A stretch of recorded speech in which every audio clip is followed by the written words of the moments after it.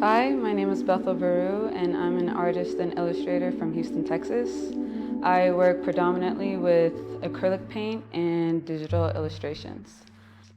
My work focuses on women, specifically Black and immigrant women, transcending the cultural and traditional expectations that are forced on us. I wanted to be a lot of things when I was younger. I wanted to be a vet, an anthropologist, and an artist. But my mom always says that I've always wanted to be an artist since I could hold a pencil. So I grew up drawing a lot in my early life. I didn't really think it was a serious job to be like an artist, but I considered art like a part of me, so it's something that I've always done. Bad and Jeda, I wish I had a good story for Bad and Jeda, but honestly, it was just my Finsta account. I was messing around, and a lot of my friends were posting on Finsta, so I wanted to have a place where I could post my doodles and also just rant.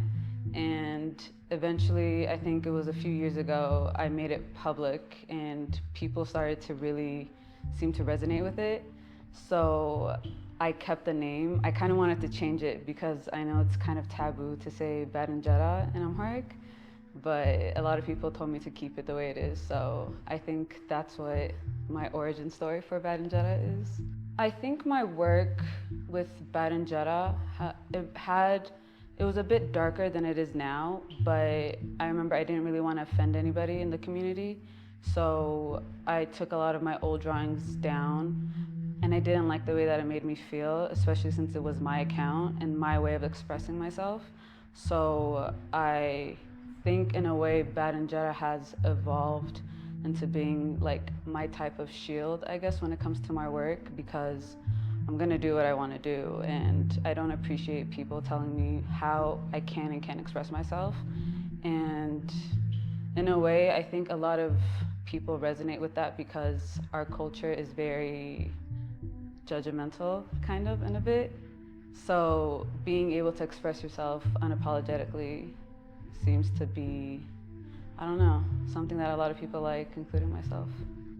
My style of art is a bit darker. I like to draw my girls doing things that are considered, I guess, taboo, like smoking or wearing sunglasses, or I don't know, they have like this expression on their face where it's almost melancholic. But I draw them that way because I feel like as Habesha women, we're supposed to act a certain way and always perform almost. And my girls in my paintings are the people, are like the type of women that I wish that I could be. So I feel like I draw them specifically that way to express how I feel on the inside.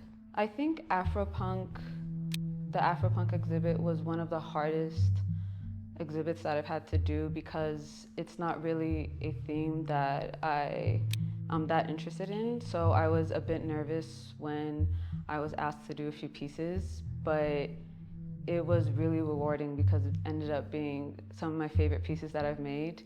And I was really happy at the exhibit because I've had a few shows in a few different places, but this was the first one where my mom was able to see it in person. So I was really happy to share that experience with her.